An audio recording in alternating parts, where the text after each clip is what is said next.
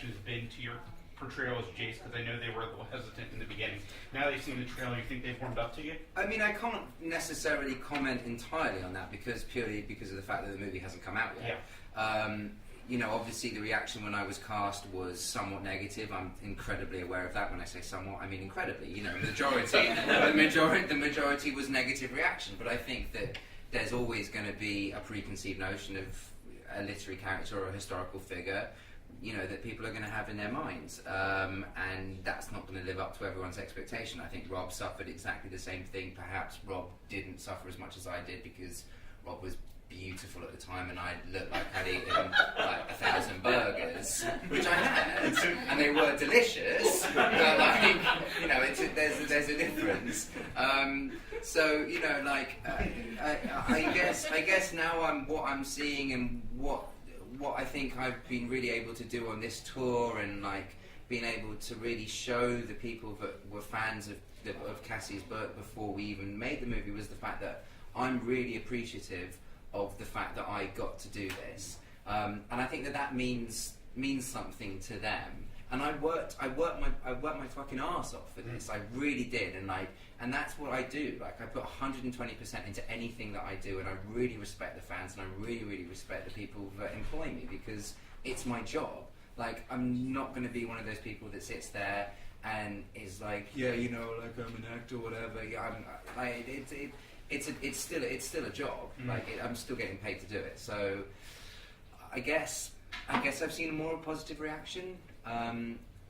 We'll see when the movie opens. That's all I can say. I just hope that I hope that I've made them somewhat proud. I'm not going to please everyone, but you know. But that's part of what I'm most excited about, because I met Jamie years ago at a Potter premiere. I just literally tapped him on the shoulder. He was sitting in front of me, and I said something about his hair not being washed or something. It was like... Which is nonsense, because I always wash my hair. Always. But I remember, it was funny, I had followed his career, and when I was cast as Clary, we were talking about Jace's, he immediately came to mind. And I put him down as like one of the top people I just wanted to read with. And I didn't even know that they'd already auditioned him. I just put in his name, and they said, oh, we already had read him, and we were coming up with a list of testing. And he came in, and I saw it right away, like even before he started reading the lines. Like, he just embodied all the characteristics that Jace had. And when the negative press came out, it was hard to read for me as well, because I saw something so different in him. And I just knew it, like I just felt it. And it's been really cool for me to step outside of the movie and see everyone's reactions just building, because all of a sudden it started to turn. And whether that's good or bad, I mean, it's horrible to have a negative reaction anyway, but then I'm just excited to see when people see what he's done with the character, because it just proves my point. I'm just extremely proud, because I saw it from the beginning, and it's like, it's just awesome. Both of these two were incredibly influential in me even being part of this. So, like, I do feel like I owe a lot of what's happening right now to both Cassie and Lily. And that's in a way, it's strange, and in also another way, it's incredibly grounding. And I love the fact that I can sit here with two people that have put me in this position. And I don't know. I'm humbled by that on a daily basis. I'm really humbled. But one thing I found interesting with the Shadowhunters is the runes, I think you pronounced them, the markings, and then you said that they were real research on talismans and alphabet. So I was just wondering, what other interesting mystical facts did you uncover while you were researching for the books? Oh, wow. I did a lot of research for the books into mythology, because I wanted to create a sort of different mythology for folkloric creatures that we're already familiar with, like werewolves and vampires, warlocks, fairies. So in the Shadowhunter world, I think one of the things that's interesting is everything is based on sort of the idea that there are angels and there are demons. The angels are sort of ultimate good, demons are ultimate evil, and everything comes from that. The Shadowhunters are half angel, half human. Fairies are half angel, half demon. Warlocks are half demon, half human. And vampires and werewolves also are are combinations of demon and other creatures, and so. But zombies don't exist. Zombies don't exist. And also there are no mummies. No mummies. But almost every other folkloric creature is represented, but fits into this particular kind of new mythology. And so that was really fun for me to kind of use these very traditional folkloric, monsters and whatnot that we're all familiar with, but explain them in a new and different way. So, Lily and Jim, I know you guys have done your fair share of fantasy in the past, and I was just wondering what particularly about the genre draws you to it, and what do you enjoy filming? What about fantasy do you enjoy filming?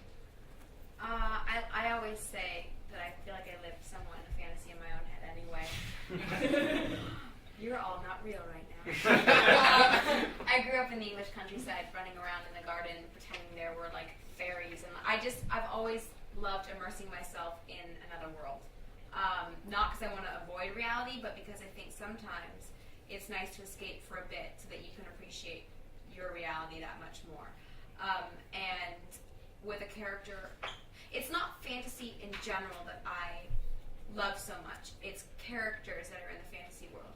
Snow White, who embodied pure innocence, yet such a strong drive, to fulfill her destiny. And to be a strong young woman. Clary is the same, very much so, just in a different time and place. And so I think it really is these strong females, in even Hermione. It's like they're different characters in different worlds and in different times, but they're all in this kind of fantasy world that is very much rooted in reality. Clary has the ability to see beyond what's shown her. It's this ability of sight. I love antiques. That's taking old things and seeing beauty in them. That's the ability of sight. It's like seeing beyond what is shown to you. It's not that much of fantasy. It actually can be very real. So it's not just fantasy in general. It's the realness of a fantasy story that I love so much. Yeah, no, I dig that. I mean, I guess it's hard. It's a hard question to answer because of the fact that obviously we get asked that question a lot. I mean, because of the fact that in recent history, fantasy, I'm using this right now, movies have been successful. You have to look at it in two ways. One way, in one term, we have the movie industry in the way that it is. The movie industry is an industry that is struggling right now. Let's be perfectly honest. And any studio has to be aware of the fact that they have to make money, and in order for them to make films, they have to continue making money. So, a book series that has so many million, 22 million copies sold worldwide, is a New York Times bestseller, is dope for a film company. That's amazing. And then you have to look at also the fact that so fantasy and fairies and the underworld and whatever.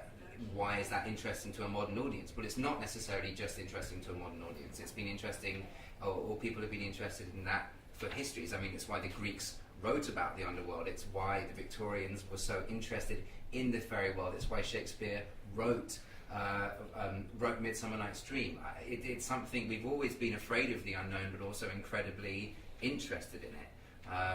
So what has drawn me to it? I suppose what's drawn me to it is the industry. But above anything, I'm still stoked to be a part of anything that I love. The reason I did Twilight was because of the fact that I wanted to play Edward Cullen, because I thought it was a great story. When they came back around and were doing movie 2, and they said, would you like to be a part of it? I said, of course I'd love to be a part of it. In any shape or form. Would you like to play a vampire that's English and that has really long hair and, has red eyes? I was like, yeah, of course, man. I'd love to play a bad guy. I love that. And then with Potter, they were like, do you want to jump out a window and, be a part of Harry Potter? I was like, yeah, of course, I can jump so well. Yeah. And then they were like, do you want a stunt guy for that? I was like, absolutely not, because then I wouldn't be in the movie. And that's deadly serious. I suppose there's. It's a tricky question to answer. It is a tricky question to answer. Last question. This is for Lily and Cassandra. We hear a lot about people wanting more strong women in leading roles in film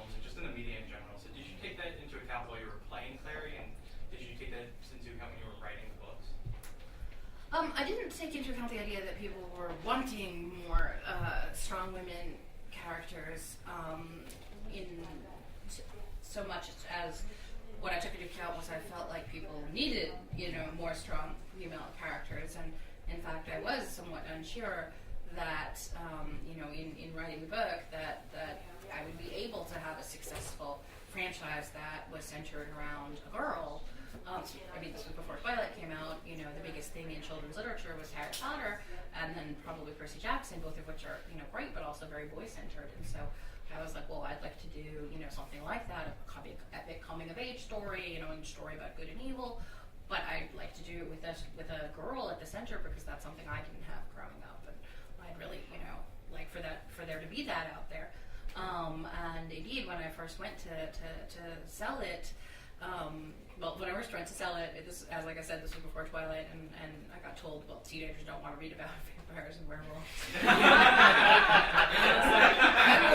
god! I don't know that's true necessarily, but so that got proved wrong later. But I'd already sold my books by that point. And then when I went to sell the movie rights, I got told, would you people don't want to see movies about girls. Would you consider, selling the rights if they're going to flip the gender and make Clary a boy? And I was like, absolutely not.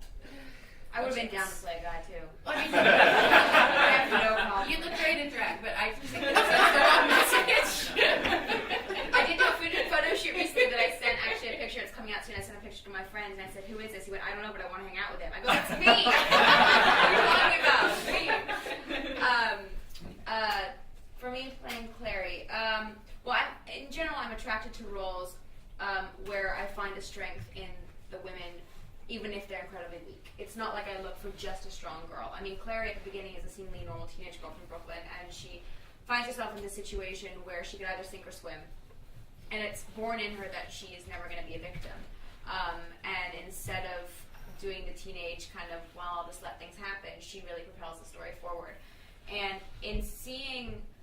I was a fan, like I said before, I was cast. So I wanted whoever played Clary to show that strength, but also to show weakness and to have it be okay to show weakness because everyone is weak at times. And like we said in there earlier, everyone's confused at some point. We all have identity crisis, especially when we're young teenagers growing into adulthood, and especially a young woman. It's like, whether it's body image, it's your personality, it's with guys, it's with your family.